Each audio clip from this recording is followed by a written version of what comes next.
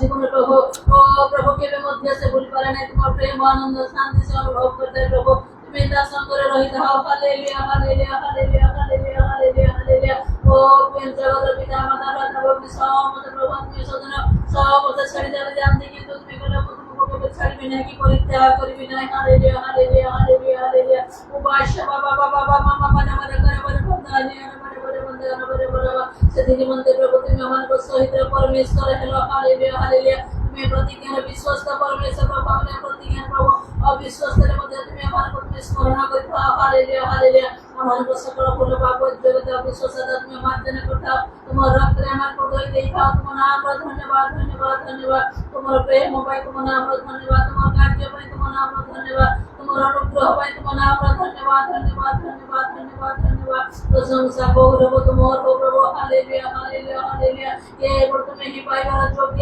Hallelujah hallelujah hallelujah hallelujah পুরা শতারারারারারা বলে বলে বলে করে বলে বন্দানি বলে বলে বলে বন্দানি দয়া করে দয়া করে দয়া করে দয়া করে দয়া করে দয়া করে প্রভু ও সেই দিনের মধ্যে প্রভু অনেক তোমার বৎসরের পবিত্র হতে প্রভু তোমার অনুগ্রহ দয়া প্রাপ্ত হওয়া নিমন্ত্রণ হালেলুয়া হালেলুয়া হালেলুয়া পুরারারারারা বলে বলে করে বলে বন্দানি করে বলে বলে ও রক্ষক মে সতুল্য প্রভু অনেক প্রভু হতে যাইতে প্রভু কিন্তু তুমি বলে মানে রক্ষক মে সতুল্য প্রভু হালেলুয়া হালেলুয়া আসমান প্রতি তুমি দয়ার বিগড়িত হলো প্রভু হালেলুয়া হালেলুয়া হালেলুয়া পুরারারারারা বলে বলে শতরে বলে বলে বন্দানি বলে বলে তুমি মুখে হাসনের প্রভু মুখ ব্যাখ্যা করি না প্রভু কাহাকে পাত্র অন্তর করি না প্রভু হালেলুয়া হালেলুয়া হালেলুয়া হালেলুয়া তুমি দয়ারে মহান প্রভু হালেলুয়া হালেলুয়া ধরে ধীর পরমেশ্বর প্রভু তুমি শান্তিময় তুমি প্রেমময় তুমি দয়ার সাগর প্রভু হালেলুয়া উপাস্য দারারারারা বলে বলে বন্দানা সেদিন মধ্যে আজ পর্যন্ত প্রভু পৃথিবী দৃষ্টি রহিতে প্রভু পর্যন্ত তুমি অপেক্ষা করেছ প্রভু প্রত্যেক মনুষ্য জাতিকে আহ্বান তুমি দেবছ প্রভু হালেলুয়া হালেলুয়া হালেলুয়া ফেরো ফেরো ফেরো বঞ্চা হালেলুয়া হালেলুয়া যে ফেরে প্রভু সে বঞ্চি যায় প্রভু হালেলুয়া হালেলুয়া পুরারারারারা বলে বলে বলে করে বন্দানা বলে বলে ও তোমার সে অনুগ্রহের দ্বার তুমি পর্যন্ত মুক্ত করিয়েছ তোমার দয়ার কার্য তুমি পর্যন্ত প্রভু মুক্ত করিয়া রক্ষা ধন্যবাদ ধন্যবাদ পুরারার সাথে বলে বলে বলে যে কেহে তোমার নিকট আছে প্রভু যে কেহে তোমার শরণাপন্ন প্রভু তুমি তাকে বেষ্টন করে দাও প্রভু তুমি দয়ারে তুমি আশীর্বাদ দাও প্রভু আশীর্বাদ করে দাও প্রভু তার পাপ ক্ষমা করে দাও প্রভু পুরা বাবা বাবা বাবা বাবা বাবা বাবা বন্দানা বাবা বাবা পুত্রতর দিগা দেখা সুন্দর সন্তান তুমি করে দাও হালেলুয়া হালেলুয়া ইলা সন্তান না না না না না না বাবা বাবা বন্দানা বাবা ও সেই দিনের মধ্যে প্রভু ओ प्रभु से ओ प्रभु मरियम को मध्य प्रभु ने प्रभु ओ प्रभु पत्थर को के मारे में प्रभु बोले प्रभु किंतु जते तुम मोशन प्रभु से बोलिला तुम मोशन अपन नहीं प्रभु तुम ओ प्रभु से कहे हिला प्रभु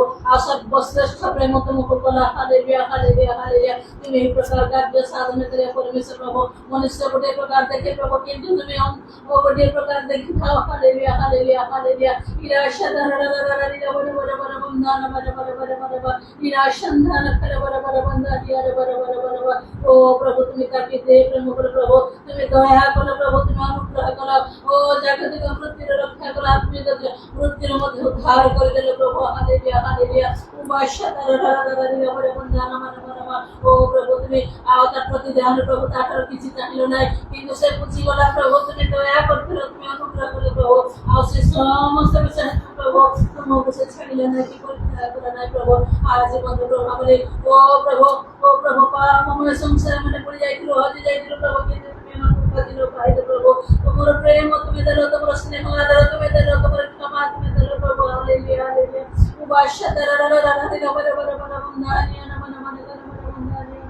সদা সর্বদা তুমি আমার প্রতি তুমি দৃষ্টি রাখেছ প্রভু আমার বিদ্যাসে বাহার দিবা প্রভু ও শয়ন কামনা প্রভু বসবে সভাপতি তোমার দৃষ্টি রাখেছ প্রভু ধন্যবাদ ধন্যবাদ জীবনের বঞ্চিত প্রভু ধন্যবাদ ধন্যবাদ ও সদা প্রভু আমার প্রতি বাহার হয়েছ প্রভু ধন্যবাদ ধন্যবাদ ইলাশা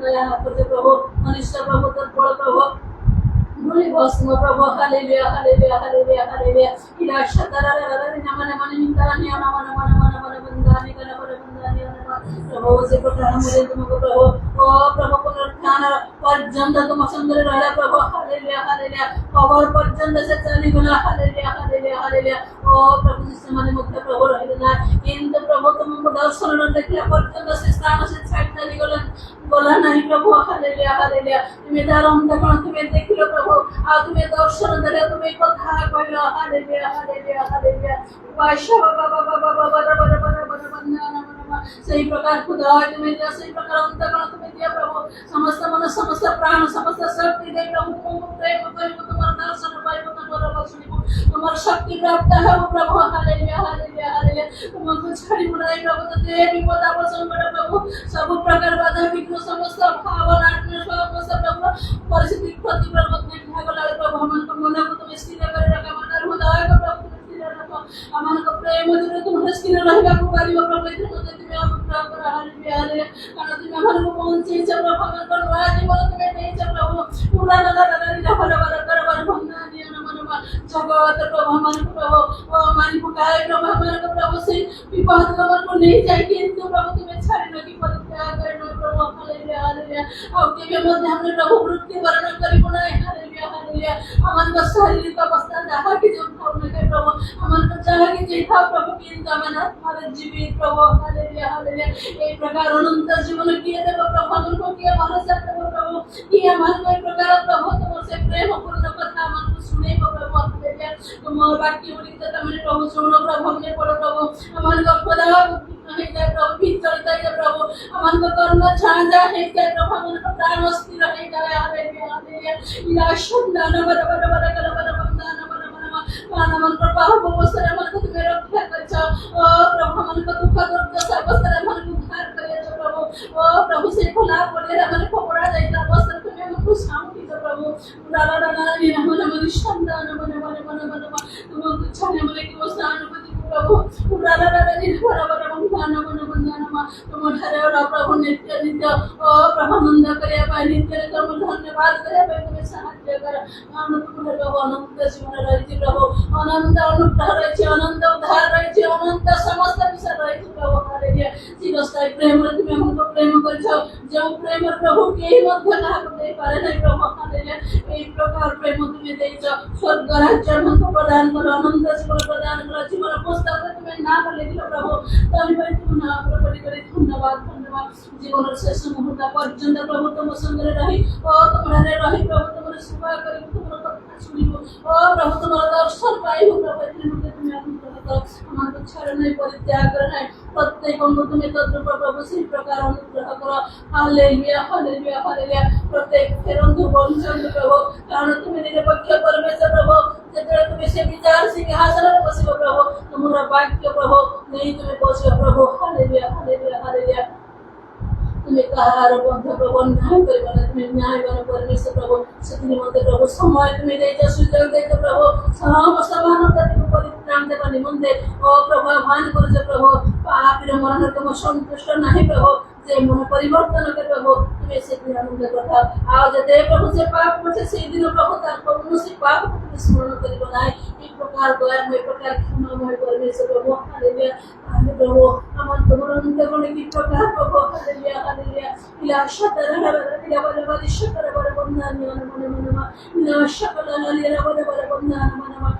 ओ प्रभु जी जगतर समस्त विषय प्रभु नीति नियम कानून गुड़ाक मध्य प्रभु अपराध प्रभु से समस्त विषय दंडित करा जाए ओ प्रभु से समस्त अपराध से दंड किंतु प्रभु तुम्हें से ही बोले तुम्हें क्षमा कर प्रभु तार कौन से अपराध तुम्हें तुमने स्मरण करियो ना एक प्रकार मन कहा अछि प्रभु हालेलुया हालेलुया वर्षा बाबा बाबा मानी पर बंधनीय धन्यवाद धन्यवाद धन्यवाद प्रभु जीवन से समूह पर्यंत में प्रभु या मानी को तुम्हें अनुग्रह करो प्रभु प्रत्येक मुद्दे जान से प्रभु जीवन से समूह पर्यंत तुम स्थिर रखो प्रभु विश्वास मान मुद्दे तो प्रभु जे जो काम तुम करने को देखो आत्मिक जीवन जागतिक जीवन को तुम्हें भरी रखो भाव अनाटन हुई को तुम्हें दूर करो ओ प्रभु समस्त स्वास्थ्य गुड़ी को तुम्हें दूर करो दुर्बल गुड़ी को तुम्हें दूर करो प्रभु तुम्हारा बड़ शक्ति तुम्हें दे प्रभु तुम्हें भरी रखो तुम्हारा आगमन को ज्ञान कर प्रभु सदा सर्वदा प्रस्तुत जागृत रहबा ପାଇଁ तुम्हें सहायता करो यीशु तुम्हें दया करो प्रभु से समस्त प्रभु विशेष कर प्रभु एक खराब उदाप मत अनेक रहो असह्य अमन मानवता प्रति प्रभु होगा किंतु से समस्त विषय प्रभु तुम्हें शुक्रता तुम्हें देइछो तुम्हें तुम नाम धन्यवाद धन्यवाद जहाँ किसी हो प्रभु तुम्हारी इच्छा प्रकार मनुष्य प्रति घटो तुम्हें तुम नाम धन्यवाद से समस्त विषय को जाने बुझे तुम्हारे स्थिर रही तुम्हार सेवा तुम्हार प्रजा तुम्हारा धन्यवाद करो जब हमें तुम्हार सुनकर समस्त विषय तुम्हारे समर्पण करते करो समस्त भूल पाप तुम्हें करो जहाँ भाई जाने से समस्त प्रदान करो गौरव महिमा प्रशंसा स्तुति वंदना तुम्हारे प्राण प्रताप प्रभु की स्तुति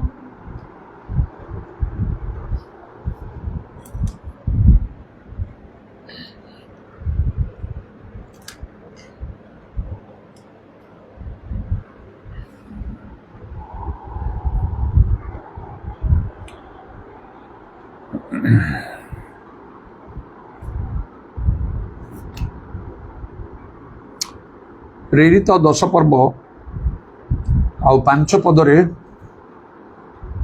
एपरी लेखा अछि एबे तुम्बे जाफो को लोक पठाई सिमोन को डकाई आण तांको उपनाम पितर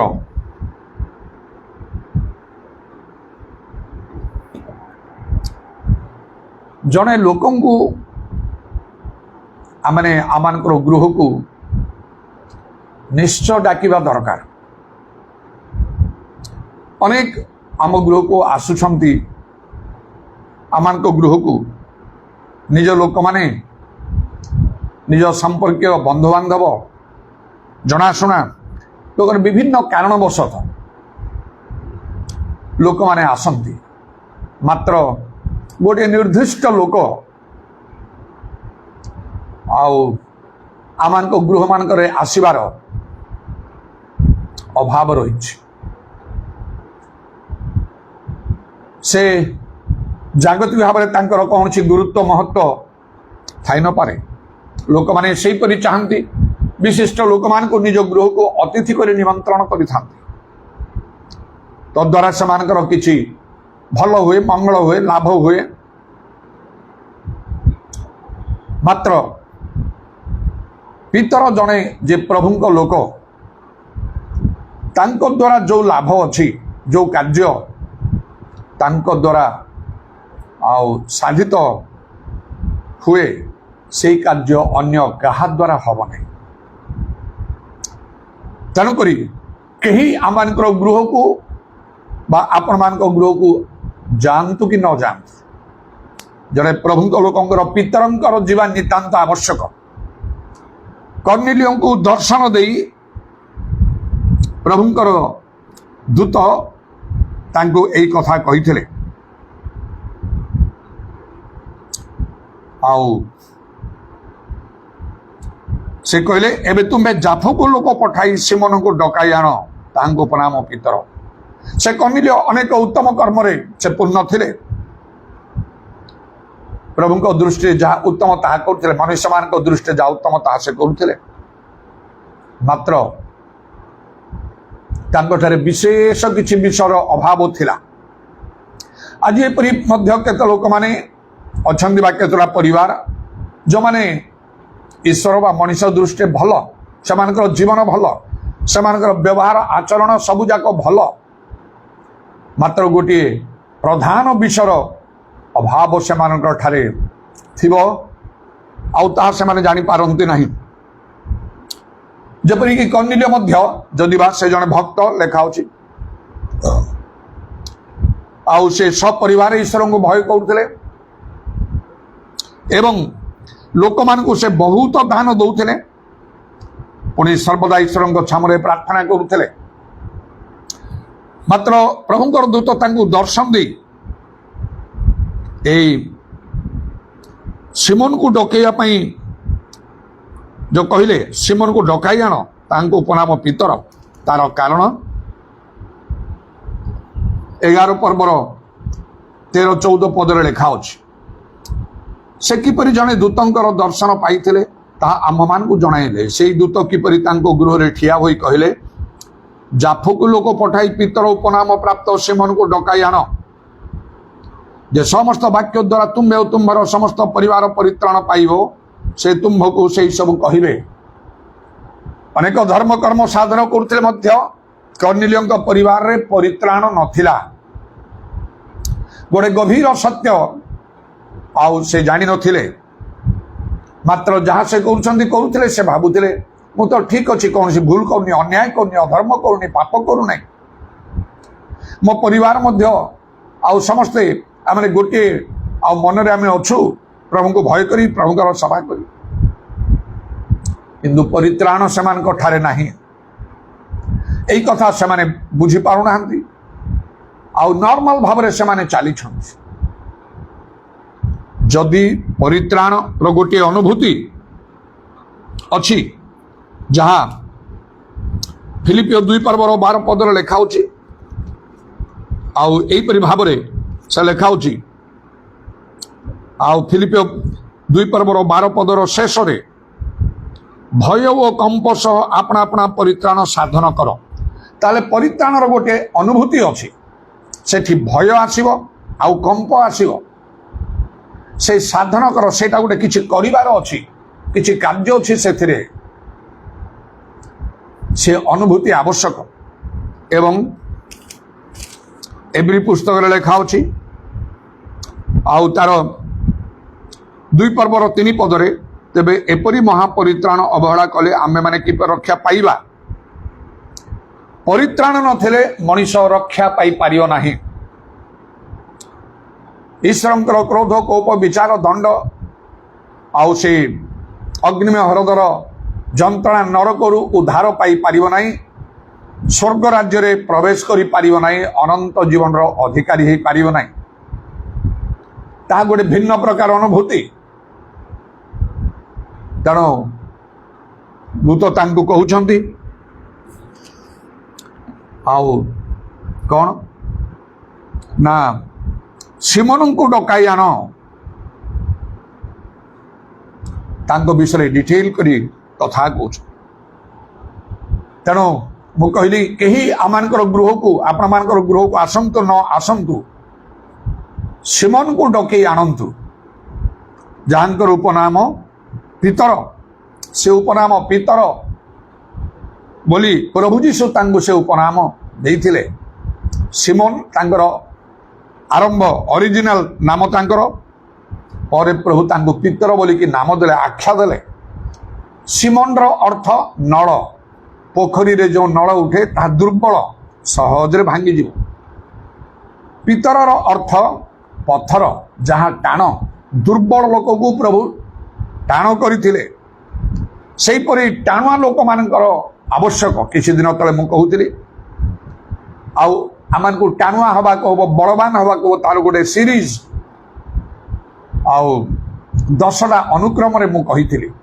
केमिति हमको टाणुआ हवा कहब बलवान हवा कहब आम धर्म जीवन रे तेणु जो मान ठारे उपनाम अच्छी सारनेम प्रभु देइथिले प्रभु देइथिया उपनाम प्राप्त लोक माननकु निज गृह को डकैवा को आउ हेड़ा करंतो नाही नेग्लेक्ट करंतो नाही सेमानक द्वारा जो कार्य जगतर कौनसी लोक द्वारा ता ही पारिबेनी अन्य जे कौनसी लोक जदि आसंती गृह को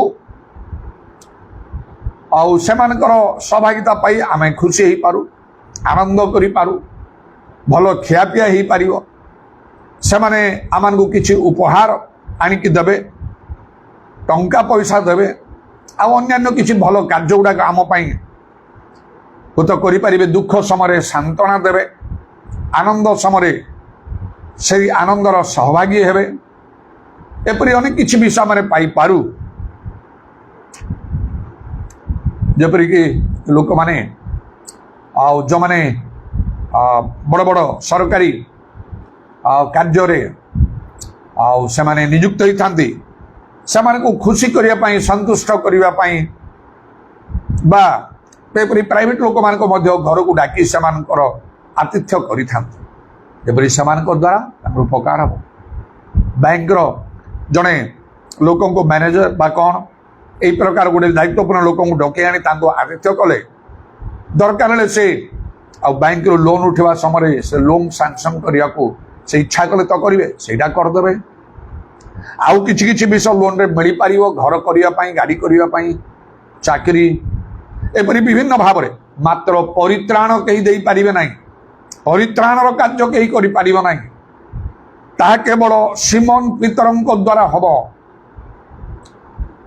ସିମୋନ ଯାହାଙ୍କର ଉପନାମ ପିତର, ପ୍ରଭୁ ତାଙ୍କୁ ଆଉ ସେ ଉପନାମ ଦେଇଥିଲେ। ଖାଲି ପ୍ରଭୁ ଯେତେବେଳେ ଦିଅନ୍ତି ସେ ପ୍ରକୃତ ବିଷୟ ଦେଖିକି ଆଉ ସେ ଦିଅନ୍ତି, ଖାଲି ସେପରି ନାହିଁ। ସିମୋନ ସେ ଦୁର୍ବଳ ଥିଲେ, ଏପରିକି ସିମୋନର ଅର୍ଥ ନଳ, ଯେ ଦୁର୍ବଳ। ଆଉ ସେ ଶେଷ ଦିନ ପ୍ରଭୁ ଯୀଶୁଙ୍କୁ ସେ 3 ଥର ଅସ୍ୱୀକାର ବି କରିଥିଲେ, କିନ୍ତୁ ପ୍ରଭୁ ତାଙ୍କୁ ଭିତରେ ପରିଣତ କଲେ, ଏକଦମ ଟାଣୁଆ ହେଲେ। ପେଣ୍ଟିକଷ୍ଟ ଦିନରେ କିପରି ସାହସରେ ସେ ପ୍ରଭୁଙ୍କ ପାଇଁ ସାକ୍ଷୀ କଥା କହିଲେ, ପ୍ରଭୁଙ୍କ ନିମନ୍ତେ ନିଜର ପ୍ରାଣ ମଧ୍ୟ ଦେଲେ, ଆଉ ପଛଘୁଞ୍ଚା କେବେ ଦେଲେ ନାହିଁ। ସେହିପରି ଭାବରେ ସେପରି ଲୋକମାନଙ୍କୁ ଆଉ ଆପଣଙ୍କ ଗୃହକୁ ନେବାକୁ, ଡାକିବାକୁ କେବେ ପଛଘୁଞ୍ଚା ଦିଅନ୍ତୁ ନାହିଁ ବା ହେଳା କରନ୍ତୁ ନାହିଁ। କେହି ଆପଣଙ୍କ ଗୃହକୁ ନ ଯାଆନ୍ତୁ, କିନ୍ତୁ ସିମୋନକୁ ନିଅନ୍ତୁ, ସିମୋନ ପିତର। କାରଣ ଏଠି ଲେଖା ହେଇଛି, ଆଉ ସେ ପ୍ରେରିତ 11 ପର୍ବର ତାର 14 ପଦରେ, ଯେ ସମସ୍ତ ବାକ୍ୟ ଦ୍ୱାରା ତୁମ୍ଭେ ଓ ତୁମ୍ଭର ସମସ୍ତ ପରିବାର ପରିତ୍ରାଣ ପାଇବ, ସେ ତୁମ୍ଭକୁ ସେହି ସବୁ କହିବେ। ପରିତ୍ରାଣ ପାଇବ। ଗୋଟେ ପୋଲିସ ଅଫିସର ଆସିଲେ ସେ ପରିତ୍ରାଣର କାର୍ଯ୍ୟ ଆପଣଙ୍କ ଗୃହରେ କରିପାରିବେନି, ଗୋଟେ ବ୍ୟାଙ୍କ ମ୍ୟାନେଜର ଆସିଲେ କରିପାରିବେନି, ଜଣେ ଇଞ୍ଜିନିୟର ଆସିଲେ କରିପାରିବେନି, ବା ରାଜ୍ୟ କି ଦେଶର ବିଶିଷ୍ଟ ଲୋକମାନେ କି ମୁଖ୍ୟମନ୍ତ୍ରୀ ହଉ କି ପ୍ରଧାନମନ୍ତ୍ରୀ ହଉ, କେହି ପରିତ୍ରାଣର କାର୍ଯ୍ୟ କରିପାରିବେ ନାହିଁ। ଆମମାନଙ୍କ ଦେଶ ରାଷ୍ଟ୍ରପତି ତାଙ୍କର ନିଜ ଗ୍ରାମକୁ ଯାଇଛନ୍ତି, ତା କେତେ ଉତ୍ସବ ମୁଖର ହେଇଛି, ପ୍ରଧାନମନ୍ତ୍ରୀ ମଧ୍ୟ ଯାଇଛନ୍ତି, ଆଉ ବହୁ ସଂଖ୍ୟାର ଲୋକମାନେ ଏକତ୍ର ହୋଇ ତାଙ୍କର ଉଚ୍ଛ୍ୱସିତ ସମ୍ବର୍ଦ୍ଧନା ସେମାନଙ୍କୁ ଜଣାଇଛନ୍ତି, ଆଉ କି ଆନନ୍ଦ ସେମାନେ ସବୁ କରୁଛନ୍ତି। କିନ୍ତୁ କ'ଣ ଗୋଟିଏ ଲୋକ ସେଠି ପରିତ୍ରାଣ ପାଇଥିବ, ଏପରି କଥା ସେମାନେ ପାରିବେ? ପିତର କିନ୍ତୁ ଯାଇ କର୍ଣ୍ଣିଲିୟଙ୍କ ଗୃହରେ କଥା କହୁ କହୁ ପବିତ୍ର ଆତ୍ମାଙ୍କର ବୃଷ୍ଟି ହେଲା ସମସ୍ତଙ୍କ ଉପରେ। ଏ କାର୍ଯ୍ୟ କ'ଣ ଅନ୍ୟମାନଙ୍କ ଦ୍ୱାରା ହେଇପାରିବ? ଆଉ ଯେ ପରିତ୍ରାଣ ପାଇନାହିଁ ସେ ତ ରକ୍ଷା ପାଇପାରିବ ନାହିଁ, ସେ ବିନଷ୍ଟ ହେବ। ସେ ଆଉ ଅଗ୍ନିମୟ ହ୍ରଦରେ ତାକୁ ନିକ୍ଷେପ କରାଯିବ, ନରକରେ ଯନ୍ତ୍ରଣା, ଯୁଗେ ଯୁଗେ ଯନ୍ତ୍ରଣା ସେ ଭୋଗିବ। କିନ୍ତୁ এই গভীর সত্য অনেকଙ୍କ ଠାରୁ গুপ্ত କରି ରଖାଯାଇଛି। ତେଣୁ ସିମୋନ ଯାହାଙ୍କୁ ପ୍ରଭୁ ପିତର ବୋଲି ନାମ ଦେଲେ, ସେ କିଏ, ତାଙ୍କର ପରିଚୟ କ'ଣ ଯଦି ଆମେ ଜାଣିବା ପାଇଁ ଚାହିଁବା, ଯେ ତାଙ୍କ ବିଷୟରେ କାହିଁକି ଏତେ ବଡ଼ କଥା କୁହାଲା, ସ୍ୱର୍ଗଦୂତ ଦର୍ଶନ ଦେଇ କହିଲେ ତାଙ୍କୁ, ସିମୋନଙ୍କୁ ଡକାଇ ଆଣ। ସିମୋନ ଜଣେ ପ୍ରେରିତ, ପ୍ରଭୁ ଯୀଶୁଙ୍କର ଜଣେ ପ୍ରେରିତ ମାନେ ସେଣ୍ଟ, ପଠେଇବା। ପ୍ରଭୁ ଯାହାକୁ ପଠାନ୍ତି, ଏପରି ପ୍ରଭୁଙ୍କର ଲୋକମାନେ, ପ୍ରକୃତ ପ୍ରଭୁଙ୍କ ଲୋକମାନେ, ଅରିଜିନାଲ ଲୋକମାନେ। ମାତ୍ର ଚାରିଆଡ଼େ ବାଇବେଲ ଅନୁସାରେ ଆମେ ଦେଖିପାରିବା, ଜାଣିପାରିବା ଯେ ବହୁତ ଲୋକ ପ୍ରଭୁଙ୍କ ଲୋକ ଭାବରେ ଚାରିଆଡ଼େ ବୁଲୁଛନ୍ତି, ସେମାନେ ଅରିଜିନାଲ ନାହାନ୍ତି, ସେମାନେ ହେଉଛନ୍ତି ଡୁପ୍ଲିକେଟ। ପ୍ରକୃତ ପ୍ରଭୁଙ୍କ ଲୋକ ନାହାନ୍ତି, ସେମାନେ କୃତ୍ରିମ ଲୋକମାନେ। ପ୍ରଭୁଙ୍କ ଲୋକମାନଙ୍କ ପରି ସେମାନେ କାର୍ଯ୍ୟ କରିବାକୁ ଚାହାନ୍ତି। ବାଇବେଲରେ ଏମାନଙ୍କ ବିଷୟରେ ଲେଖା ହେଉଛି ବହୁତ କରିକି, ଏମାନେ ପ୍ରଭୁଙ୍କ ଦାସ ନୁହନ୍ତି ବୋଲି କୁହାଯାଉଛି। ମାତ୍ର ଲୋକମାନେ ସେମାନଙ୍କୁ ବଡ଼ ସମାଦରରେ ସେମାନଙ୍କୁ ଗ୍ରହଣ କରୁଛନ୍ତି, ସେମାନଙ୍କର କଥା ଶୁଣୁଛନ୍ତି ବଡ଼ ଆଗ୍ରହର ସହକାରେ, କିନ୍ତୁ ସେ ଲୋକମାନଙ୍କ ଦ୍ୱାରା ପରିତ୍ରାଣର କାର୍ଯ୍ୟ ହେଇପାରିବ ନାହିଁ, ବରଂ ଲୋକମାନେ ଭ୍ରାନ୍ତ ହେଇଯିବେ, ଭ୍ରଷ୍ଟ ହେଇଯିବେ। ଏପରି ଲୋକମାନଙ୍କ ବିଷୟରେ ପ୍ରଭୁ ଯୀଶୁ ମଧ୍ୟ ଜଗତରେ ଥିବା ସମୟରେ କହିଥିଲେ, ଏମାନେ ଅନ୍ଧମାନଙ୍କର ଅନ୍ଧ ପଥ ଦର୍ଶକ, ଶୁକ୍ଳୀକୃତ ପ୍ରାଚୀର, ଆଉ এই ପ୍ରକାର ଭାବରେ ସେମାନଙ୍କୁ କଡ଼ା ଭାଷାରେ ସେମାନଙ୍କୁ ସମାଲୋଚନା କରି କହିଥିଲେ। ତେଣୁକରି ସାବଧାନ ହୁଅନ୍ତୁ, ପ୍ରଭୁଙ୍କ ଲୋକମାନଙ୍କୁ ଚିହ୍ନିବାରେ, ପ୍ରକୃତ ପ୍ରଭୁଙ୍କ ଲୋକମାନଙ୍କୁ ଚିହ୍ନିବାରେ ତ୍ରୁଟି କରନ୍ତୁ ନାହିଁ। ଯଦି ଭୁଲ ଲୋକ ହାତରେ ପଡ଼ିଯିବେ ଆପଣ ଭ୍ରଷ୍ଟ ହେଇଯିବେ, ଭ୍ରାନ୍ତ ହେଇଯିବେ। ତେଣୁ ବାଇବେଲ ଲେଖା ହେଉଛି, ପ୍ରଭୁ ଯୀଶୁ କହିଲେ ଗଛକୁ ଫଳ ଦ୍ୱାରା ଚିହ୍ନିବ। সেই কর্তব্য দায়িত্ব আপনার। পাউল মধ্য রোমে মণ্ডল লেখা সময় সে কৌଛନ୍ତି সেমানকু চিহ্ন ଆଉ ସେମାନଙ୍କର ପୃଥକ ବୋଲି ମୁଁ ଅନୁରୋଧ କରୁଛି, ଆପଣଙ୍କୁ ଚିହ୍ନିବାକୁ ହବ। ଏ ପ୍ରକୃତରେ ପ୍ରେରିତ କି ପ୍ରଭୁ ଯୀଶୁ ତାକୁ ମନୋନୀତ କରିଛନ୍ତି କି ପ୍ରଭୁ ଆଉ ତାକୁ ପଠେଇଛନ୍ତି କି ଏ ଜଣେ ପ୍ରକୃତରେ ପ୍ରଭୁଙ୍କ ଲୋକ କି ଆପଣଙ୍କୁ ଚିହ୍ନିବାକୁ ହବ। ଆଉ ଗଛକୁ ଫଳ ଦ୍ୱାରା ଚିହ୍ନିବ ବୋଲି ଯେପରି ପ୍ରଭୁ ଯୀଶୁ କହିଲେ ସେଇପରି ଭାବରେ ଆପଣଙ୍କୁ ଜାଣିବାକୁ ହବ।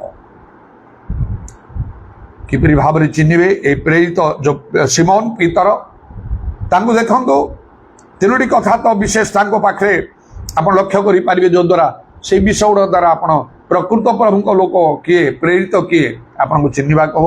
ପ୍ରଥମ କଥା, ସେ ଆଉ କ'ଣ ସର୍ବସ୍ୱ ତ୍ୟାଗ କରିଥିଲେ, ଗୋଟେ ଡେଡିକେସନ, ମାନେ ସାକ୍ରିଫାଇସ୍। ଦିନେ ପିତର କହିଥିଲେ ପ୍ରଭୁ ଯୀଶୁଙ୍କୁ, ପ୍ରଭୁ ଆମେ ଆପଣଙ୍କ ପାଇଁ ସର୍ବସ୍ୱ ତ୍ୟାଗ କରିଛୁ।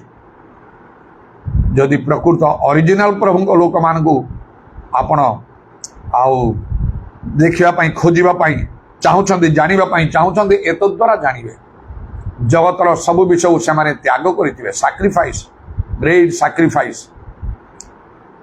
ସେ କହିଲେ ଆମେ ସର୍ବସ୍ୱ ତ୍ୟାଗ କରିଛୁ। ପ୍ରଭୁ କହିଲେ 100 ଗୁଣ ପାଇବ ଇହ କାଳରେ। କ'ଣ ସାଙ୍ଗେ ସାଙ୍ଗେ ପାଇଗଲେ ସେମାନେ ସେ 100 ଗୁଣ?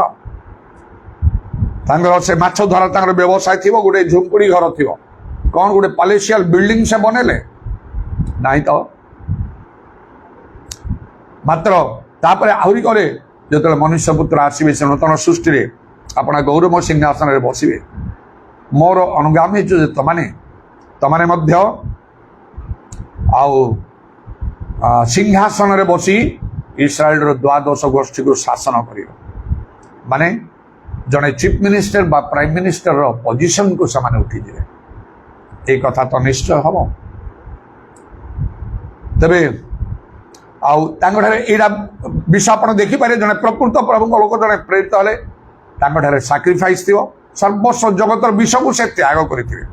ଦୁଇରେ ଡେଡିକେସନ ପାଇବେ, ଉତ୍ସର୍ଗ ପ୍ରଭୁଙ୍କର କାର୍ଯ୍ୟ ପାଇଁ। ଦ୍ୱିତୀୟ କାର୍ଯ୍ୟ ନାହିଁ, ପାର୍ଟ ଟାଇମ୍ ଜବ୍ ନାହିଁ। ପ୍ରଭୁଙ୍କର କାର୍ଯ୍ୟର ଗୁରୁତ୍ୱ ମହତ୍ଵ ଯଥେଷ୍ଟ ଅଛି।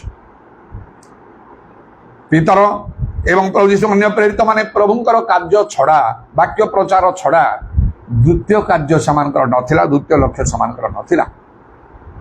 ଦିବାରାତ୍ରି ଅକ୍ଳାନ୍ତ ପରିଶ୍ରମ କରୁଥିଲେ। ପ୍ରଭୁ ଯୀଶୁ ନିଜେ ବି କହିଥିଲେ ପୃଥିବୀର ପ୍ରାନ୍ତ ପର୍ଯ୍ୟନ୍ତ ଯିବା ପାଇଁ, ଛାକିବା ପାଇଁ। ତୃତୀୟ ବିଷୟ କ'ଣ? anointing, ଅଭିଷେକ। ପବିତ୍ର ଆତ୍ମା ଶକ୍ତିର ଅଭିଷେକ ଯେପରି ପ୍ରଭୁ ଯୀଶୁଙ୍କ ଠାରେ ଥିଲା, ଈଶ୍ୱର ତାଙ୍କୁ ସେପରି ଅଭିଷେକ ଦେଇ ତାଙ୍କର କାର୍ଯ୍ୟରେ ଲଗେଇଥିଲେ। ସେହିପରି ଭାବରେ ଏ ପ୍ରେରିତ ମାନେ ମଧ୍ୟ ସେମାନଙ୍କ ପାଖରେ, ପ୍ରକୃତ ପ୍ରେରିତ ମାନେ ପ୍ରଭୁ ଯେଉଁମାନଙ୍କୁ ମନୋନୀତ କରି ପଠେଇଛନ୍ତି ସେମାନଙ୍କଠାରେ anointing, ଅଭିଷେକ ରହିବ, ପବିତ୍ର ଆତ୍ମା ଶକ୍ତିର ଅଭିଷେକ ରହିବ। ଦ୍ୱିତୀୟ କରିନ୍ଥୀୟ 1 ପର୍ବର 21 ପଦରେ ସେ ଲେଖା ଅଛି, ପୁଣି ଯେ ଆମ୍ଭମାନଙ୍କୁ ତୁମମାନଙ୍କ ସହିତ ଖ୍ରୀଷ୍ଟଙ୍କ ଠାରେ ସ୍ଥିର କରନ୍ତି, ପୁଣି ଆମ୍ଭମାନଙ୍କୁ ଅଭିଷେକ କରିଅଛନ୍ତି, ଆମ୍ଭମାନଙ୍କୁ ଅଭିଷେକ କରିଅଛନ୍ତି। anointed us, ଦ୍ୱିତୀୟ କରିନ୍ଥୀୟ 1 ପର୍ବର 21 ପଦରେ এই କଥା ଲେଖା ଅଛି। ଅଭିଷେକ ନିହାତି ଦରକାର, ପବିତ୍ର ଆତ୍ମା ଶକ୍ତିର ଅଭିଷେକ। ଆଉ ଯିଶା 10:27 ଲେଖା ଅଛି, ଅଭିଷେକ ହେତୁ ଜ୍ୱାଳି ବି ନଷ୍ଟ ହବ, ବିଶେଷ କାର୍ଯ୍ୟ ହବ। ଯେପରି ପିତର ପେଣ୍ଟିକଷ୍ଟ ଦିନରେ କଥା କହିବା ସମୟ ଲୋକଙ୍କ ହୃଦୟ ବିଦୀର୍ଣ୍ଣ ହେଲା, 3000 ଲୋକ ମଣ୍ଡଳୀ ସହିତ ସଂଯୁକ୍ତ ହେବା କଥା ଲେଖା ହେଇଛି। ମାତୃଗର୍ଭରୁ ଖଣ୍ଡ ଲୋକକୁ ସେ ସୁସ୍ଥ କଲା ପରେ ପ୍ରଭୁ ଯୀଶୁଙ୍କ ନାମରେ ସେ ସୁସ୍ଥ କଲା ପରେ 5000 ପୁରୁଷ ଲୋକ ପ୍ରଭୁରେ ବିଶ୍ୱାସ କଲେ। ସେମାନଙ୍କର ଜୁଆଳି ବିନଷ୍ଟ ହେଲା, ଭାଙ୍ଗିଗଲା। ପାପ ରୂପ ଜୁଆଳି ଭାଙ୍ଗିଗଲା, ଅବିଶ୍ୱାସର ଜୁଆଳି ଭାଙ୍ଗିଗଲା। ଆଉ ସେମାନେ ପ୍ରଭୁଙ୍କ ଠାରେ ବିଶ୍ୱାସ ସେମାନେ କଲେ। କେତେ ବିଶେଷ ବଡ଼ ବଡ଼ ଆଶ୍ଚର୍ଯ୍ୟ କର୍ମମାନ ମଧ୍ୟ ପ୍ରଭୁ ସେମାନଙ୍କ ଦ୍ୱାରା କରନ୍ତି, ଏହିପରି ପ୍ରଭୁଙ୍କ ଲୋକମାନଙ୍କ ଦ୍ୱାରା। ତେଣୁ ଆଜିର ଏଇ କଥା, ଏ ବାକ୍ୟ ବିଷୟରେ ଚିନ୍ତା କରନ୍ତୁ। ଯାହା ପ୍ରେରିତ 10:5 ଲେଖା ହେଲା, ସିମୋନକୁ ଡକାଇ ଆଣ। ସେଇ 11 ପର୍ବର 13 ପଦରେ ମଧ୍ୟ ଆଉ ସେ ଲେଖା ହେଇଛି ନା, ପିତର ଉପନାମ ପ୍ରାପ୍ତ ସିମୋନକୁ ଡକାଇ ଆଣ। 11 ପର୍ବର 13 ପଦର ଶେଷରେ ପିତର ଉପନାମ ପ୍ରାପ୍ତ ସିମୋନକୁ ଡକାଇ ଆଣ। ମୁଁ କହିଲି ସିମୋନ ତାଙ୍କର ଅରିଜିନାଲ ନାମ, ଯାହାର ଅର୍ଥ ନଳ। ଆଉ ସେ ପୋଖରୀରେ ଉଠୁଥିବା ସେ ଦଳ ଭିତରୁ ଥିବା ନଳ, ଆଉ ଏକଦମ ସହଜରେ ଭାଙ୍ଗିବ, ତାର ମାନେ ହେଲା ଦୁର୍ବଳ। ମାତ୍ର ପ୍ରଭୁ ଯୀଶୁ ସିମୋନକୁ ପିତର ବୋଲି ଉପନାମ ଦେଲେ, ସାରନେମ୍ ଦେଲେ, ଯାହାର ଅର୍ଥ ପଥର, ତାହା ଏକଦମ ଟାଣୁଆ।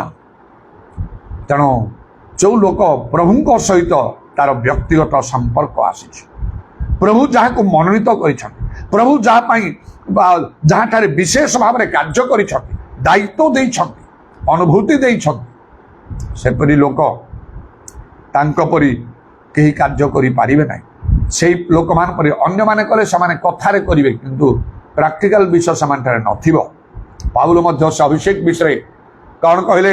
ପ୍ରଥମ କରନ୍ଥୀୟ 2 ପର୍ବ 4-5 ପଦରେ, ମୋର ଶିକ୍ଷା, ମୋର ପ୍ରଚାର ଜ୍ଞାନର ମନର ବାକ୍ୟଯୁକ୍ତ ନ ହୋଇ ଆତ୍ମା ଓ ଶକ୍ତିର ପ୍ରମାଣଦାୟକ ଥିଲା। ନାନା ଆଶ୍ଚର୍ଯ୍ୟ କର୍ମ କରୁଥିଲେ, ଆଉ ସେମାନଙ୍କର ପ୍ରାର୍ଥନା ହସ୍ତାର୍ପଣ ଦ୍ୱାରା ଲୋକମାନେ ପବିତ୍ର ଆତ୍ମାରେ ପୂର୍ଣ୍ଣ ହେଉଥିଲେ। ଏମାନେ ହେଲେ ପ୍ରେରିତ। ଜଣେ ପ୍ରଭୁଙ୍କ ଲୋକ ଗୃହକୁ ଆସିଲେ କେତେ ଲାଭ ମଙ୍ଗଳ ଅଛି। ଏଲିୟଙ୍କ କଥା ପୁରାତନ ନିୟମରେ ଚିନ୍ତା କର। ଆଉ ପ୍ରଭୁ ତାଙ୍କୁ ପଠାଇଲେ ସେ ସାରିଫତକୁ, ଆଉ ସେଠିକାର ବିଧବା ତାଙ୍କୁ ନେଇଗଲା। ତାଙ୍କ ଗୃହରେ ଯାଇକି ଏଲିୟ ରହିଲେ। ସେହି ସମୟରେ ଦୁର୍ଭିକ୍ଷ ଚାଲିଥିଲା, ଅନାବୃଷ୍ଟି ହେତୁ ଲୋକମାନେ ମରୁଥିଲେ। ସେ ବିଧବା ବି କହିଲା, ଆଉ ଏ ଅଳ୍ପ, ଆଉ ମୁଠିଏ ମଇଦା, ଅଳ୍ପ ତେଲ ଅଛି, ଆଉ ଏଇଠି ମୁଁ ଆଉ ପିଠା କରିବି, 2ଟି ପିଠା, ଆଉ ମୋ ପୁଅ ଗୋଟେ ଖାଇବ, ମୁଁ ଗୋଟେ ଖାଇକି ମରିବୁ ଆମେ, ଆଉ କିଛି ନାହିଁ ଆମର ଖାଦ୍ୟ। ମାତ୍ର ଏଲିୟ ସେଠି ତାଙ୍କ ଗୃହ ଯାଇକି ରହିଲେ। ଯେତେ ଦିନ ରହିଲେ, କେତେ ବଡ଼ ଆଶ୍ଚର୍ଯ୍ୟ କର୍ମ ହେଲା। ସେ ଆଉ ତେଲ କଳସ, ମଇଦା ପାତ୍ର, ତେଲ କଳସ, ସେଥିରୁ ମଇଦା କି ତେଲ ଶେଷ ହେଲା ନାହିଁ। ଏ 2ଟା ପିଠା ମାତ୍ର ହେଇଥାନ୍ତା। ମାତ୍ର ଅନେକ ଦିନ ପର୍ଯ୍ୟନ୍ତ ସେମାନେ ଖାଇଲେ, କେତେ ପିଠା ହେଇ ନଥିବ। ସେ ବିଧବା, ତାର ପୁଅ ଏଲିୟ, ପୁଣି ସେ ବିଧବାର ପରିଜନ ଲୋକମାନେ, ଭୂମିରେ ବୃଷ୍ଟି ଆସିବା ପର୍ଯ୍ୟନ୍ତ। ଏଲିୟ ଯିବାରୁ ତ ହେଲା ଏଇ କଥା, ନହେଲେ ହେଇନଥାନ୍ତା। ଆଉ ପୁଣି ସେ ଏଲିୟଙ୍କ କଥା, ଦିନକର ସେ ବିଧବାର ପୁଅ ମରିଗଲା। ଆଉ ତାପରେ ସେଇ ବିଧବା ତାଙ୍କୁ ଏଲିୟଙ୍କୁ କହିଲା, ଏଇ ମୋ ପୁଅ ମରିଗଲା, ପ୍ରାଣ ଚାଲିଗଲା, ଆଉ କ'ଣ କରିବ? କେଉଁ ଗୋଟେ ବଡ଼ bank manager, police officer, chief minister, prime minister ଗଲେ, ଗୋଟେ ମଲା ଲୋକକୁ ବଞ୍ଚେଇ ଦେବେ କି? ଏଲିୟ କିନ୍ତୁ ପ୍ରାର୍ଥନା କଲେ, ଆଉ ସେ ପିଲାଟା ବଞ୍ଚିଗଲା। ସେଇ ପ୍ରକାର ଇଲିଶା ଦିନେ ସୁନେମ ଦେଇ ଯିବା ସମୟରେ, ଆଉ ସେଠିକାର ଗୋଟେ ଧନବତୀ ସ୍ତ୍ରୀ ଥିଲା, ସେ ତାଙ୍କୁ ବାଧ୍ୟ କଲା ତାଙ୍କ ଗୃହକୁ ଯିବା ପାଇଁ। ଆଉ ବାଧ୍ୟ କଲା ପରେ ସେ ଯାଇ ଯେତେ ଥର ସେ ନଗର ଯାଉଥିଲେ, ତାଙ୍କ ଘରେ ରହୁଥିଲେ। ତାଙ୍କ ନିଜର ସେବକ ଗିଏଜି ସହିତ ଭୋଜନ ପାନ କରି ସେ ସ୍ତ୍ରୀ ଲୋକ ତାଙ୍କ ସ୍ୱାମୀଙ୍କୁ କହିକି ମଧ୍ୟ ବୁଝିକି ସେ ରଖିଲା। ଦିନକରେ ସେ ସ୍ତ୍ରୀ ଲୋକ କିଛି କହିନାହିଁ, ମାତ୍ର ଇଲିଶା ନିଜେ ମନରେ ଅନୁଭବ କରି, ଆଉ ସେ ସୁନେମିଆକୁ ଡାକ, ଆମ ପାଇଁ ଏତେ ଭାରଗ୍ରସ୍ତ ହେଇଛି ବୋଲି ତାଙ୍କ ସେବକ ଗିଏଜୁ କହିଲେ। ଆଉ ତାକୁ ପଚାରିଲେ, କ'ଣ ତମର ଦରକାର, କ'ଣ ତୁମ ପାଇଁ ଆମେ କରିବୁ, ଆମ ପାଇଁ ଏତେ ଭାରଗ୍ରସ୍ତ ହେଇଛୁ, କ'ଣ ତମ ବିଷୟରେ ଆମେ ରାଜାଙ୍କ ନିକଟରେ କହିବୁ କି? ତାହେଲେ ତୁମ ପ୍ରତି ଆଉ ସେ ବିଶେଷ କାର୍ଯ୍ୟ କରିବେ। ଇଲିଶା କହିଲେ, ରାଜା ନିହାତି ଶୁଣିବେ। ସମସ୍ତେ ତାଙ୍କୁ ମାନୁଥିଲେ, ଏ ପ୍ରଭୁଙ୍କର ଲୋକ କହି, ନାଇଁ ନାଇଁ, ମୁଁ ସବୁ ଠିକ୍ ଅଛି।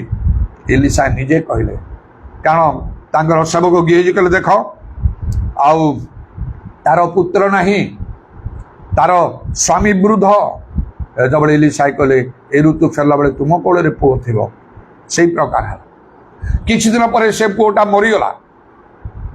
ଆଉ ଇଲିଶାଏ ଯାଇକି ପର୍ବତରେ, କର୍ମିଲ ପର୍ବତରେ ଅଛନ୍ତି, ସେଇ ପ୍ରକାର ତାଙ୍କର କୌଣସି ଘର ଦ୍ୱାର ବିଲ୍ଡିଂ ନାହିଁ। ସେ ତାଙ୍କ ସେବକ ଆଉ ସେ ଗିଜ୍ ଆଉ ଏ ସୁନେମିଆ ଗଲା, ଦୌଡ଼ିଗଲା, ତାଙ୍କର ପାଦ ତଳେ ପଡ଼ି ତାଙ୍କୁ ବହୁତ ବିନତି କରି ତାଙ୍କୁ ଗୃହକୁ ନେଇକି ଗଲା। ଦେଖିଲେ ଇଲିଶାଏ ତାଙ୍କ ପିଲା ମରିକି ପଡ଼ିଛି, ସେ ମଧ୍ୟ ପ୍ରାର୍ଥନା କଲେ ଆଉ ସେ ପିଲାକୁ ବଞ୍ଚେଇ ଦେଲେ। ଏ କାର୍ଯ୍ୟ କିଏ କରିବ? ସବୁଠାରୁ ବଡ଼ ବିଷୟ, ପିତର ଯୋଉ ତାଙ୍କ ଆଉ କନ୍ନି ଲୋକ ଗୃହକୁ ଯାଇ କଥା କୋଉ ପବିତ୍ର ଆତ୍ମାଙ୍କର ବୃଷ୍ଟି ହେଲା। ପରିତ୍ରାଣ ନହେଲେ କେହି ସ୍ୱର୍ଗ ଯାଇପାରିବେ। ଜଗତର ମାନେ ଭଲରେ ଥାଉ, ଖରାପ ଥାଉ, ସୁଖ ହଉ, ଦୁଃଖ ହଉ, ସମ୍ମାନ ଅପମାନ ଯାହା କିଛି, ଦିନା ଦିନେ ଜଗତରୁ ଯିବାକୁ ହବ। ତାପରେ ଅନନ୍ତ କାଳ ସ୍ୱର୍ଗ ରାଜ୍ୟରେ କ୍ଷୁଧା ତୃଷା ମୃତ୍ୟୁ କ୍ରନ୍ଦନ ନାହିଁ। ଆଉ ଯଦି ନରକରେ ଆଉ ସେଇ ଯନ୍ତ୍ରଣାରୁ ମୁକ୍ତି ନାହିଁ, ସେଇଟା ସବୁଠାରୁ ଅଧିକ ଗୁରୁତ୍ୱପୂର୍ଣ୍ଣ ପରିତ୍ରାଣର କାର୍ଯ୍ୟ ସାଧିତ ହେବାକୁ। ମନେ ରଖନ୍ତୁ, ସବୁ ଲୋକଙ୍କ ଦ୍ୱାରା ପରିତ୍ରାଣର କାର୍ଯ୍ୟ ସାଧିତ ହେଇପାରିବନି ପ୍ରଭୁଙ୍କ ଲୋକ ହେଲେ ମଧ୍ୟ। କାରଣ ବହୁତ ପ୍ରଭୁଙ୍କ ଲୋକ ଅଛନ୍ତି ଯେଉଁମାନେ ନିଜକୁ କହନ୍ତି ପ୍ରଭୁଙ୍କ ଲୋକ, ମାତ୍ର ପ୍ରଭୁଙ୍କ ଲୋକ ନାହାନ୍ତି। ପ୍ରଭୁଙ୍କ ଦାସ କହନ୍ତି, ପ୍ରଭୁଙ୍କ ଦାସ ନାହାନ୍ତି। ସେମାନେ ଆଦୌ, ସେମାନେ ଡୁପ୍ଲିକେଟ ଲୋକମାନେ। ଏମାନଠାରୁ ପୁରାପୁରି ଅଲଗା ହେବା କଥା। ସେମାନଙ୍କର ଛାଇ ବାଜିବାଟା ଉଚିତ ନାହିଁ। କାହିଁକି ଆପଣ ବିନଷ୍ଟ ହେବେ? ପ୍ରକାଶିତ ବାକ୍ୟରେ ଦେଖନ୍ତୁ ପ୍ରଭୁ ଯୀଶୁ ନିଜେ କ'ଣ କହୁଛନ୍ତି। ସେ କହୁଛନ୍ତି ଏମାନେ ପ୍ରେରିତ ନାହାନ୍ତି, ମାତ୍ର ନିଜକୁ ପ୍ରେରିତ ବୋଲି କହୁଛନ୍ତି। ଜିହୁଦୀ ନାହାନ୍ତି, ମାତ୍ର ଜିହୁଦୀ ବୋଲି ଏମାନେ କହୁଛନ୍ତି। ଏହି ପ୍ରକାର ପାଉଲ ମଧ୍ୟ ସେଇ କଥା ସେ କହିଲେ, ଏମାନେ ପ୍ରଭୁଙ୍କ ଦାସ ନୁହନ୍ତି, ଉଦର ଦାସ। ମୁଁ ଅନୁରୋଧ କରୁଛି ଏମାନଙ୍କୁ ଚିହ୍ନି ଏମାନଠାରୁ ଅଲଗା ହେଇଯାଅ। ଏମାନେ ଘରେ ଘରେ ପଶୁଛନ୍ତି। ଅନେକ ସ୍ତ୍ରୀ ଲୋକମାନଙ୍କୁ ସେମାନେ ଆଉ ଭ୍ରାନ୍ତ କରିଦଉଛନ୍ତି। ସେମାନେ ଆଉ ପାପରେ ଭାରାକ୍ରାନ୍ତ ସ୍ତ୍ରୀ ଲୋକମାନଙ୍କୁ ସେମାନେ ଭ୍ରାନ୍ତ କରୁଛନ୍ତି। ତିମୋଥୀଙ୍କ ପୁସ୍ତକରେ ଲେଖା ହେଇଛି, ଏମାନଙ୍କୁ ଚିହ୍ନି ସେମାନଠାରୁ ପୃଥକ ହେବା ପାଇଁ ମୁଁ ଅନୁରୋଧ କରୁଛି ବୋଲି ଲେଖା ହଉଛି। ଏବଂ ଆହୁରି ମଧ୍ୟ ଲେଖା ହଉଛି କ'ଣ ନା, ଆଉ ଯେଉଁମାନେ ଏଇ ଅଲଗା ପ୍ରକାର ଶିକ୍ଷା ନେଇ ଆସୁଛନ୍ତି ସେମାନଙ୍କୁ ଘର ଭିତରେ ସେମାନଙ୍କୁ ଆଉ ଗ୍ରହଣ କରିବ ନାହିଁ, ନମସ୍କାର କରିବ ନାହିଁ, ନହେଲେ ସେମାନଙ୍କର ପାପର ସହଭାଗୀ ତମେ ହେବ। ତେଣୁ ଯେଉଁମାନେ ଆଉ ପ୍ରଭୁଙ୍କ ଲୋକ ନାହାନ୍ତି, ଅରିଜିନାଲ ଠିକ ଲୋକ ନାହାନ୍ତି, ସେମାନଙ୍କ ଠାରୁ ଅଲଗା ରୁହନ୍ତୁ। ଯାହାକୁ ତାହାକୁ ପୁରାନ୍ତୁ ନାହିଁ, ଯାହାକୁ ତାହାକୁ ଗ୍ରହଣ କରନ୍ତୁ ନାହିଁ, ଯାହାକୁ ତାହାକୁ ମାନନ୍ତୁ ନାହିଁ। ପିତର ଉପନାମ ପ୍ରାପ୍ତ ସିମୋନକୁ ଡକେଇ ଆଣିବାରେ କେବେ ହେଳା କରନ୍ତୁ ନାହିଁ। ଆପଣ ଆପଣଙ୍କର ପରିବାର ପରିତ୍ରାଣ ପାଇବେ। ସତ୍ୟ ବାକ୍ୟ ସେମାନେ କହିବେ। ତିନୋଟି ବିଷୟ ଦ୍ୱାରା ସେମାନଙ୍କୁ ଚିହ୍ନିବେ। ମୁଁ କହିଲି, ଗୋଟେ ସାକ୍ରିଫାଇସ୍, ତ୍ୟାଗ, ଜାଗତିକ ବିଷୟ ସବୁ ତ୍ୟାଗ କରିଥିବେ ସେମାନେ। ଜାଗତିକ ମନା ନଥିବେ। ଧନ ମାନ ଜ୍ଞାନ ଟଙ୍କା ସୁନା ଭୋଜନ ପାନ ଇତ୍ୟାଦି ସବୁରେ ସେମାନେ ମନ ନଥିବ। ଆତ୍ମିକ ଲୋକ ଥିବେ। ଡେଡିକେସନ କହିଲି, ପ୍ରଭୁଙ୍କର କାର୍ଯ୍ୟ ପାଇଁ ଉତ୍ସର୍ଗୀକୃତ ଦ୍ୱିତୀୟ କାର୍ଯ୍ୟ ସେମାନଙ୍କର ନଥିବ। ଦିନ ରାତି ଆଉ ସେମାନେ ପ୍ରଭୁଙ୍କର କାର୍ଯ୍ୟରେ ନିଜକୁ ନିୟୋଜିତ ରଖିଥିବେ। ତୃତୀୟରେ କହିଲେ ଆନଏଣ୍ଟିଂ, ଅଭିଷେକ, ପବିତ୍ର ଆତ୍ମା ଶକ୍ତିର ଅଭିଷେକ ତାଙ୍କଠି ଥିବ। ସେଇଠି ହିଁ ପ୍ରକୃତ ରିଏଲ କାମ ହବ, ଆଶ୍ଚର୍ଯ୍ୟ କର୍ମ ହବ। ରୋଗୀ ମାନେ ସୁସ୍ଥ ହେଇଯିବେ, ଭୂତଗ୍ରସ୍ତମାନଙ୍କର ଭୂତ ଛାଡ଼ିବ, ମୃତମାନେ ଜୀବିତ ହେବେ, ଲୋକମାନେ ମନ ପରିବର୍ତ୍ତନ କରିବେ, ପ୍ରଭୁଙ୍କର ବିଶ୍ୱାସ କରିବେ, ବହୁ ସଂଖ୍ୟାରେ ପବିତ୍ର ଆତ୍ମାଙ୍କର ଦାନ ପ୍ରାପ୍ତ ହେବେ। ସେ ଅଭିଷେକ ହେତୁ ଦୁଆଳି ବିନଷ୍ଟ ହେବ।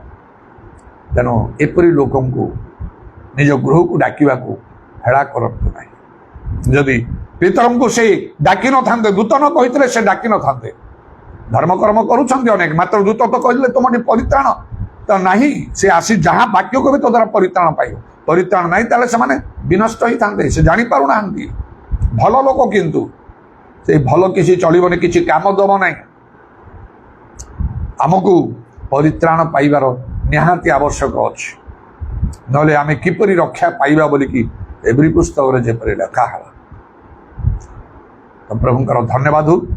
ତେଣୁ ମୁଁ କହିଛି, ପୁନର୍ବାର କହୁଛି ମଧ୍ୟ, କେହି ଆପଣଙ୍କର ଗୃହକୁ ଆସନ୍ତୁ ନ ଆସନ୍ତୁ, କାହାକୁ ଡାକନ୍ତୁ ନ ଡାକନ୍ତୁ, କିନ୍ତୁ ପିତର ଉପନାମ ପ୍ରାପ୍ତ ସିମୋନଙ୍କୁ ନିତାନ୍ତ ଡାକନ୍ତୁ।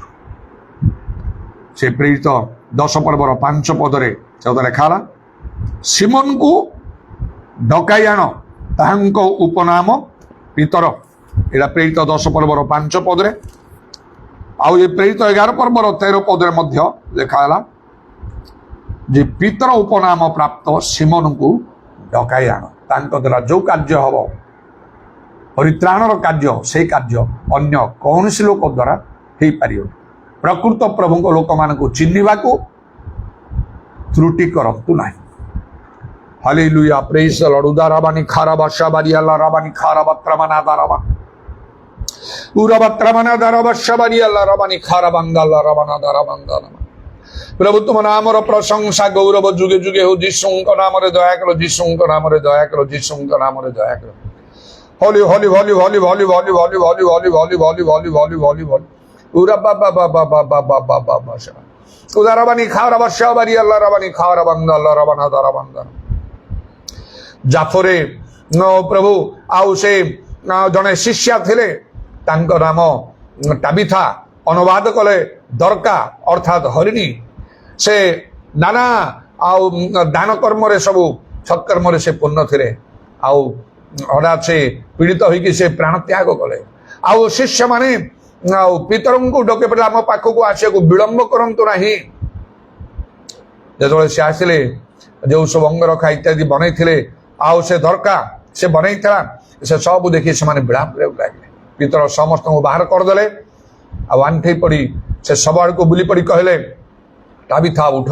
ଆଉ ସେ ବଞ୍ଚିଗଲା। ତେଣୁ ପ୍ରଭୁ ଏପରି କାର୍ଯ୍ୟ ଅନ୍ୟମାନଙ୍କ ଦ୍ୱାରା ହୋଇପାରିବ ନାହିଁ। ତୁମର ପ୍ରକୃତ ଲୋକମାନଙ୍କ ଦ୍ୱାରା ସର୍ବ ଉପରେ ପରିତ୍ରାଣର କାର୍ଯ୍ୟ, ପବିତ୍ର ଆତ୍ମାଙ୍କର କାର୍ଯ୍ୟ। ଇଦାରାବାନି ଖାରବାସ୍ୟା କାଲାରାବାନି ଆଖାରାବାଙ୍ଗାନ।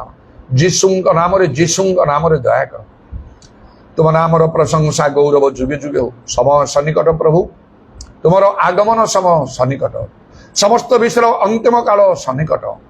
ଏଥିପାଇଁ ଆମେ ନିଜେ ଜାଗ୍ରତ ପ୍ରସ୍ତୁତ ହୋଇ ନିଜର ପରିବାର ପ୍ରିୟଜନ ଅନେକଙ୍କୁ ଆମକୁ ପ୍ରସ୍ତୁତ କରିବାକୁ ହବ। ହାଲେଲୁୟା। ପୁରା ଶାଖା ମାନିଆ ତାରାବା, ପୁରା ବର୍ତ୍ତମାନ କାରାବା ଶାଖା ଲାରାବା। ଯୀଶୁଙ୍କ ନାମରେ ଦୟା। ଯାହା ପାଇଁ ଯାହା ପ୍ରয়োଜନ ତୁମେ ଜାଣିଛ। ମାଗିବା ପୂର୍ବରୁ କଣ ପ୍ରয়োଜନ ପିତା ଈଶ୍ୱର ଜାଣନ୍ତି। ହାଲେଲୁୟା। ପ୍ରଥମେ ତାଙ୍କ ରାଜ୍ୟ, ଈଶ୍ୱରଙ୍କ ରାଜ୍ୟ ଧାର୍ମିକ ଅନ୍ୱେଷଣ କଲେ ଆମକୁ ସବୁ ଦିଆଯିବ।